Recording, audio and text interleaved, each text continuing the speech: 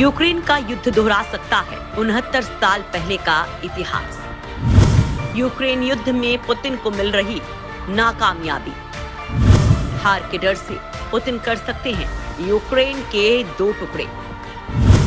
Putin दोहरा सकते हैं कोरिया के विभाजन के इतिहास को। रूस और यूक्रेन की लड़ाई खत्म होने का नाम नहीं ले रही है। युद्ध को पूरे 1 महीने से ज्यादा का वक्त हो गया है, लेकिन रूस को अभी तक कोई बड़ी जीत हासिल नहीं हो पाई है। पुतिन युद्ध में मात खाते नजर आ रहे हैं, जिसके चलते एक बड़ी खबर सामने आ रही है। सूत्रों के मुताबिक यूक्रेन के सैन्य खुफिया प्रमुख किरिलो बुडानोव ने दावा किया है कि जंग में नाकाम रूस यूक्रेन को 2 टुकड़ों में बांटने की कोशिश कर सकता है। बुडानोव ने कहा कि रूसी राष्ट्रपति व्लादिमीर पुतिन ने यह महसूस किया है कि वो पूरे यूक्रेन को तो निगल नहीं सकते, इसलिए वो कोरिया की तर्ज पर यूक्रेन को विभाजित करने का प्रयास कर सकते हैं। यानी जिस तरह कोरिया टूटकर 2 अलग हिस्सों में बंट गया, उसी तरह यूक्रेन के भी 2 टुकड़े हो जाएंगे। इन खबरों ने यूक्रेन को पूरी तरह से हिलाकर रख दिया है, जिसके बाद उसे और भी चिंता होने लगी है कि यूक्रेन की हालत कोरिया की तरह न हो जाए। क्या रूस और अमेरिका के कारण इतिहास फिर से खुद को दोहराएगा?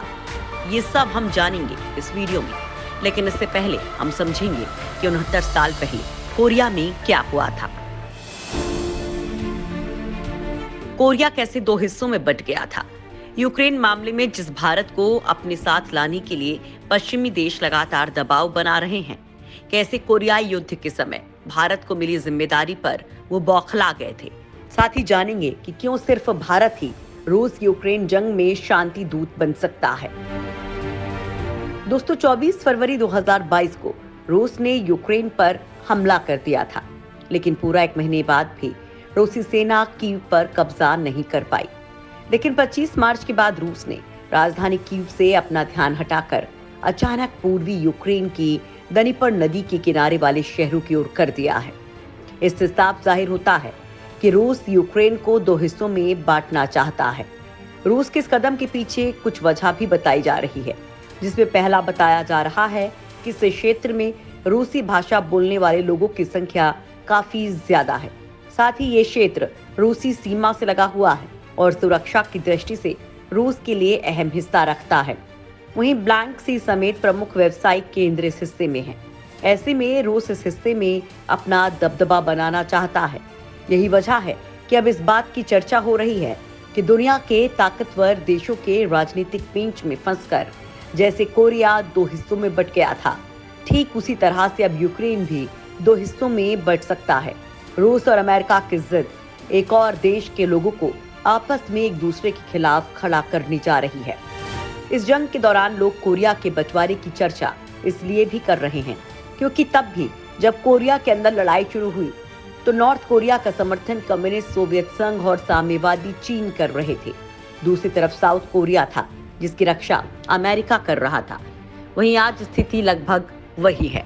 केंद्र और कोरिया के बीच भले ही 7,420 किलोमीटर की दूरी है, लेकिन दोनों देशों की परिस्थिति एक जैसी होने से ये डर सता रहा है। यहाँ हम आपको कोरिया के उस इतिहास के बारे में बताएंगे जिसके कारण उसके 2 टुकड़े हो गए थे। दोस्तों, इसकी कहानी शुरू होती है 1904 से पहले से, जब एक टापू पर कोरियाई साम्राज्य का शासन था। लोग इसे कोरिया के नाम से जानते थे।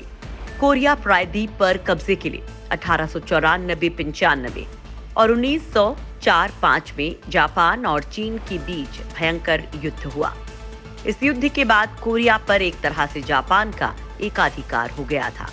1945 में सेकेंड वर्ल्ड वॉर खत्म होने के बाद कोरिया को दुनिया के 2 ताकतवर देशों ने वहां के लोगों से पूछे बगैर आपस में बांट लिया। एक हिस्सा सोवियत संघ और दूसरा अमेरिका के हिस्से में चला गया। संयुक्त राष्ट्र संघ के नेतृत्व में 1948 में साउथ में हुए चुनाव में नॉर्थ कोरिया ने भाग लेने से इनकार कर दिया, जिसके परिणाम स्वरूप 2 कब्जे वाले क्षेत्रों में अलग कोरियाई सरकारों का गठन हुआ। सेकेंड वर्ल्ड वॉर के आखिरी दिनों में मित्र राष्ट्रों में ये तय हुआ कि जापानी आत्मसमर्पण के बाद सोवियत सेना नॉर्थ कोरिया के 38 पैरेलल नॉर्थ तक रहेगी, जबकि संयुक्त राष्ट्र संघ की सेना इस लाइन के साउथ भाग की निगरानी करेगी। इसके बाद नॉर्थ कोरिया में कोरियाई कम्युनिस्टों के नेतृत्व में कोरियाई लोक जनवादी गणराज्य की सरकार बनी। साउथ भाग में लोकतांत्रिक तरीके से नेता सिंगमन री के नेतृत्व में सरकार बनी। सिंगमन री कम्युनिस्ट विचारों के विरोधी थे। वो इस विचारधारा को अपने देश में फैलने से रोकना चाहते थे, जिसके बाद नॉर्थ कोरिया ने साउथ कोरिया पर 25 जून 1950 को हमला कर दिया। कोरिया में युद्ध शुरू होते ही अब दुनिया की नजर संयुक्त राष्ट्र संघ की ओर गई। यहाँ आपको बता दें कि 1945 में दुनिया में शांति स्थापित करने के दावे से बने संगठन यूएन के सामने इस जंग को खत्म कराने की चुनौती थी, लेकिन अमेरिका ने दबाव डालकर यूएन ने वोटिंग कराकर खुद साउथ कोरिया की सुरक्षा का जिम्मा लिया था। फिर संयुक्त राष्ट्र संघ के झंडे के नीचे शांति स्थापित करने के लिए जनरल मैक आर्थर के नेतृत्व में सेना की एक टुकड़ी कोरिया पहुंची। देखते ही देखते खतरनाक नापाम बम के साथ अमेरिकी फाइटर आसमान में उड़ान भरने लगे। चीन को अमेरिकी सेना के अधिकारी मैक आर्थर का रौद्र रूप डराने लगा। इसके बाद चीन ने खुलकर नॉर्थ कोरिया का साथ देना शुरू कर दिया। सोवियत रूस भी चीन और नॉर्थ कोरिया के साथ थी। अमेरिकी सेना के B-29 और B-51 बम वर्षक विमानों ने नॉर्थ कोरिया के गांवों को तबाह कर दिया था। नॉर्थ कोरिया और साउथ कोरिया युद्ध के दौरान ज्यादातर देश दो हिस्सों में बटे हुए थे, लेकिन इस समय भी भारत इकलौता ऐसा बड़ा देश था जिसका किसी ओर झुकाव नहीं था। यही वजह थी कि भारत ने इस जंग के दौरान इसे खत्म कराने में बड़ी भूमिका निभाई। संयुक्त राष्ट्र संघ में KPS मेनन के नेतृत्व में कोरिया मामले पर 9 लोगों की एक टीम बनाई गई थी। इस टीम ने जंग को खत्म कराने का जिम्मा अपने कंधे पर लिया। नॉर्थ और साउथ कोरिया ने KPS मेनन की टीम पर भरोसा जताते हुए 27 जुलाई 1953 को जंग खत्म करने का ऐलान किया।